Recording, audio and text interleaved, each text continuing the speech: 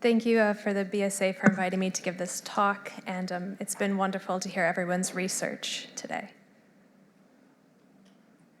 In London, between November 1907 and August 1908, a lithography teacher, a socialist children's author, a leader of the calligraphic revival, and a lithography student became the four editors of an art and literature magazine called the Neolith. Like similar publications, the Neolith's 4 issues displayed original prints alongside contemporary prose and poetry. The Neolith's uniqueness, however, lay in its production. Periodicals typically employed a combination of typefaces for text and print mediums like wood engraving, etching, or photomechanical processes for the images. In contrast, the Neolith employed a single medium, lithography, for cover, artwork, and text. Articles reviewing the Neolith were sure to point out its novelty among artistic publications. Lithography, for those who aren't familiar, is a deceptively complex printing process. The process is based on the principle that oil and water do not mix. The artist typically draws with a lithographic stone or paper using an oil-based crayon. Chemicals are applied and a reaction occurs, fixing this greasy image. The surface is dampened with water, which only the negative areas absorb. Ink is then applied with a roller, only adhering to the greasy areas. And finally, the stone and paper are run through a lithographic press. In short, the process is time-consuming and temperamental. Furthermore, at the time, lithography was snubbed by the art world because it was the preferred medium for the large printing firms that produced advertisements and reproductions of popular artwork. So that all begs the question, why did the editors of the Neolith embark on this experiment? In this talk, I will argue that the exclusive use of lithography allowed for an intimate and symbiotic relationship between the images and the text, which together formed a unified address to the British public. Unlike many contemporary magazines, neither the first nor subsequent issues of the Neolith contained a mission statement or editorial notes. The closest to an official manifesto is a lengthy statement given by the editors to the London Daily Chronicle, which asserts that, quote, "Our idea is not only to revive lithography, but also by its help to bring the work of distinguished artists within reach of people who cannot afford 2 or 3 guineas for a print." The statement presents the Neolith as an ideological project, advancing 2 frontiers, freeing lithography from the taint of commercialization, and more crucially for this talk, expanding art collecting to a wider audience. So who were these editors, and why might they be interested in such a project? The Neolith grew from the climate of the Central School of Arts and Crafts, where artistic lithography was being promoted by Francis Ernest Jackson.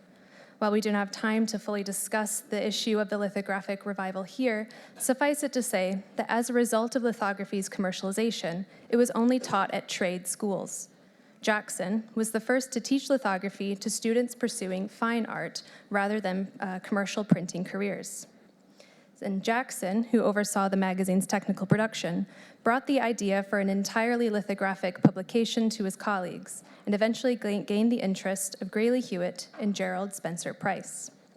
Hewitt, who taught calligraphy and would play a key role in its revival, was an obvious choice to tackle the magazine's text, which would have to be painstakingly handwritten on lithographic transfer paper. Price was a student of lithography and comparatively unknown. He was nonetheless selected as the magazine's art editor. And with the artistic side suitably covered, there remained the role of literary editor, and Price reached out to his close friend and frequent patron, children's author Edith Nesbit. In addition to her literary career, Nesbit was well known as a founding member of the Fabian Society, a British socialist organization. I suggest that participation in the Neolith stemmed from Nesbit's interest in creating a literary magazine with Fabian contributors. The Liberal Party's victory in the previous year, as well as the increasing success of the new Labour Party, had revitalized radical politics. Bolstered by the promise of new policies to better the condition of the nation's working class and poor, membership of socialist groups soared, as did their outreach. Nesbit confessed her interest in establishing a socialist paper in a 1907 letter to Alfred Richard Orridge, who is here illustrated by Jackson in the Neolith's first issue. Orridge had just begun his editorship of the popular art and literature socialist weekly, The New Age. So Nesbit's recruitment of fellow Fabians for the Neolith, who included George Bernard Shaw and the brothers G.K. and Cecil Chesterton, suggests that the magazine was an outlet for her desire to be involved in a socialist project. There is no doubt that the target audience for the Neolith was the rising lower middle class. The Neolith's affordability, highlighted by the editors, was echoed by reviews which consistently noted its accessibility for the, quote, ordinary man. For context, the price of a single issue of the Neolith was comparable to a ticket to the newly opened Queen's Theatre in London. Additionally, while single issues of the Neolith were not as cheap as newspapers or the Studio, they were in line with the Yellow Book and the Dial. Additionally, limited editions of signed artist proofs on specially selected paper ranged from 10 shillings to £2.20. This was a bargain considering that lithographs by British artists offered in galleries went for between £2 and £4. And it's even more of a bargain when you consider that the prints in the Neolith themselves were about folio size, so quite large. And this pricing emphasizes the Neolith's attempt to make print collecting accessible for the lower classes. But how did the Neolith's contents address this audience? Of the 31 short stories and poems, nearly all text with a specified location take place in England, follow British working class or impoverished characters, and largely dwell on the moralistic effects of poverty. Furthermore, Nesbit encouraged the authors to tell the, quote, plain, naked, unashamed truth in the most beautiful English, and they may be as plain spoken as they will. For example, the Neolith's first issue debuted Shaw's story, Aerial Football, the New Game, seen here. A satirical take on British society, Shaw's story follows an alcoholic woman and a bishop who were recently killed in the same bus accident. Upon reaching the pearly gates, they both hesitate to enter. The poor woman wonders if she has been sent to the wrong place.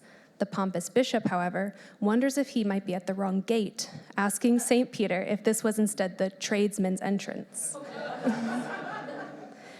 Ultimately, class differences are leveled when the bishop recognizes his vanity, rolls his vestments into a ball, and kicks them into the air, instigating a game of soccer.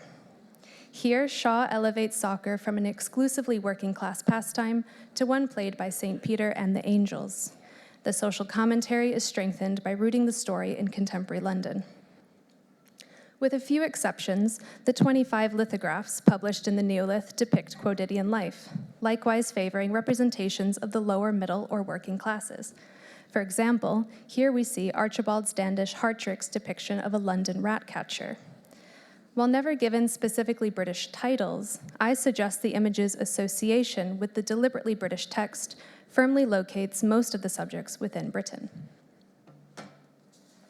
The collaboration of image and text is apparent from the issue's first pages, as the viewer is confronted with the crisis of poverty. On the left, Edmund J. Sullivan's depiction of an itinerant blacksmith looks at the viewer with tired eyes below bushy brows and unkempt hair. His coat merges with the dark background, while his face is softly lit, conveying his social concealment. Opposite the portrait is G.K. Chesterton's poem, The Secret People, a first-person recounting of the anonymity of the English working class from the time of the Plantagenet kings to the present. The opening line is a striking accompaniment to its wary companion. It reads, "Smile at us, pay us, pass us, but do not quite forget, for we are the people of England that never has spoken yet." With this pairing, Chesterton seemingly gives voice to Sullivan's blacksmith. The association is subtle, but the message is clear. The lithographs, as both image and text, observe and respond to contemporary British culture for a contemporary British audience. Throughout the 4 volumes, the image's thematic similarity to, but not illustration of, the adjacent text reflects the period's rejection of the Victorian rhetoric of illustration. The proliferation of illustrated newspapers and novels in the 19th century had conditioned an increasingly literate British public to see as well as read, making art almost entirely supplementary. As Linda Dowling explored in her article on literary periodicals at the turn of the century, art and literature magazines like the Yellow Book, the Whirlwind, and the Dial rejected this subordination of image to text by granting the image autonomy. Foremost, they included images that had no direct relation to the text, as seen in the Neolith. While the Neolith benefited from these earlier radical publications, its approach was in many ways distinct. The publications strove not for the image's autonomy from text, but for its equality, as both elements were presented as fine examples of lithography. For example, some publications, like the Yellow Book and the Studio, physically separated their images by not binding them with the text or by inserting fly titles and guard sheets. In contrast, the Neolith images are not bound differently or separated. Instead, they appear amidst the stories, printed on the same wove paper. The Yellow Book took it a step farther, adopting dual content pages for literature and art segments. Alternatively, the Neolith's singular table of contents subtly differentiates the two contributions by having the page number justified right for image and left for text. The page layout further serves to marry the two elements. The size of the facing lithographs typically mirror the body of text. In most cases, both inner margins are the narrowest, with the outer margins growing incrementally wider. Ultimately, throughout the Neolith, neither word nor work took precedence, as both served to engage its public. The treatment of the images and text themselves further strengthened the audience connection to the material. The image's sketch-like energy and the irregularity of the handwritten text removes any mechanical or impersonal barrier standing between the viewer and the content. Nesbitt remarked on lithography's ability to, quote, bring the artist nearer the public. She echoes the rhetoric surrounding lithography, which emphasizes the ability to preserve the artist's hand. Reviews of the Neolith further recognize the tangibility of the artist by using words like truth and tenderness to describe the lithographic effect. Artists draw attention to the fact that the lithographs were not transferred to the page via photomechanical reproduction, but instead were drawn, seemingly right onto the page. In some cases, the artist's frenetic lines break through their border. Others have no border at all, leaving the edges of the drawing raw. Likewise, the manuscript-like quality of Hewitt's text is evident in the signs of corrections and the traces of ruled lines. Note also the accidental mark left of Brangwen's fisherman in the red box. I'd like to draw your attention to one last image, perhaps the Neolith's most imaginative comment on England's socioeconomic structure. Although inspired by ancient river gods, James Keir-Lawson's personification of the Thames is not modeled after the antique, as Gustave Doré's in the previous century, but after the destitute. Thin and haggard, he looks more like an impoverished man sleeping beside the river than its personification. The exactitude of the London skyline towering prominently enforces a sense of irony. London's most recognizable icons are its impressive buildings and its poor. Recounting the end of the Neolith, Hartrick casts it as a child who was the fatal consequence of neglect, ironically a theme of several short stories. Ultimately, the project had reached its peak. Lithography proved too unsuitable a method for that degree of handwritten text, which Hewitt described as a, quote, nightmare of struggle.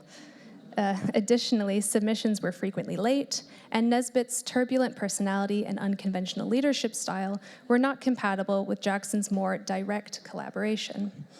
Conjecturing on the publication's profitability, historians and biographers have dubbed the Neolith a failure. However, this ignores the magazine's mission, which was not to make money, but to make art and literature which the British public might respond well to. And in this regard, I believe the project is a success. There were favorable reviews from London to Dublin, and even in the United States. Additionally, all the lithographs were acquired for the nation by the British Museum. It also succeeded in exciting artists who would be involved with the subsequent revival of artistic lithography. So while the Neolith's collaboration was at an end, the project heralded a relationship between artistic lithography and the British public that was only just beginning. Thank you.